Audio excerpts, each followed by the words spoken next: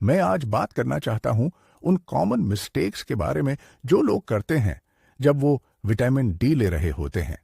Vitamin D सबसे अहम vitamin है क्योंकि ये हमारे जेनेटिक्स के 10% से ज्यादा में इन्वॉल्व होता है।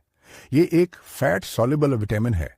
इसका मतलब है कि ये ज्यादा बेहतर अब्सॉर्ब होता है जब आप उसे फैट के साथ कंज्यूम करते हो हैं, चाहे वो एमसीटी ऑयल हो, ऑलिव ऑयल हो या कुछ और। सबसे अहम बात जो आपको विटामिन डी के बारे में जाननी चाहिए वो ये है कि ये काम नहीं करेगा जब तक कि आपके जिस्म में मैग्नीशियम की मुनासिब मकदार ना हो।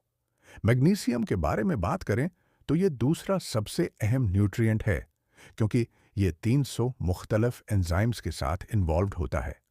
मैग्नीशियम आपके आर्टरीज में कैल्शियम के एक्सेस को रेगुलेट करता है। आप कोई भी मैग्नीशियम न लें क्योंकि जो मैग्नीशियम ऑक्साइड होता है वो नहीं लेना चाहिए। ये सिर्फ 3 से 4% अब्जॉर्ब होता है और अगर आप ज्यादा ले लें तो डायरिया हो सकता है।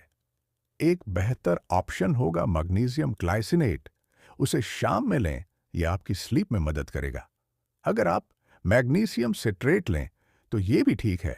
उसकी अब्जॉर्प्शन तकरीबन 88% है।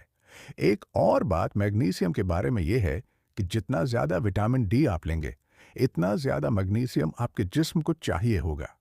कुछ लोग विटामिन डी लेने के बाद सिम्टम्स महसूस करते हैं जैसे nausea, heart palpitations, muscle cramps या कभी हेडेज।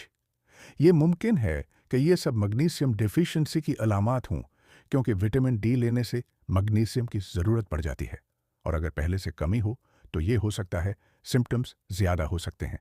ये सिम्टम्स ख़ास तौर पर सुबह के वक्त ज़्यादा हो सकते हैं क्योंकि वो वक्त होता है जब जिस्म में मैग्नीशियम की सतह सबसे कम होती है। एक और मिस्टेक जो लोग करते हैं वो ये है कि वो विटामिन डी के साथ विटामिन के टो नहीं लेते।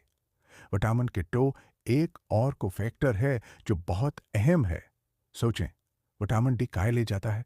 ब्लड में अब्जॉर्ब करवाता है और के2 उस कैल्शियम को बोन्स और टीथ में ले जाता है। ये सॉफ्ट टिश्यूज में कैल्शियम के डिपॉजिट को रोकता है। अब सवाल ये है कि कौन सा क्यूटो लेना चाहिए? एम के साथ वर्जन बहुत अच्छा है, खास तौर पर अगर आपकी आर्टरीज में कैल्शियम बिल्डअप हो। ये कैंसर के लिए भी फायदेमंद है। मिकदार के लिहाज से मैं ये सजेस्ट करूंगा कि हर 10,000 आई यो विटामिन डी 3 के साथ 100 माइक्रोग्राम विटामिन के टो लें। अब एक और को फैक्टर की बात करते हैं, जिंक। ये कोलेस्ट्रॉल को विटामिन डी में कन्वर्ट करने में मदद देता है। अगर आप 10,000 आई यो विटामिन डी 3 ले रहे हैं तो 20 मिलीग्राम जिंक लें। जिंक सेक्स हार्मोन्स के लिए भी अहम को फैक्टर है।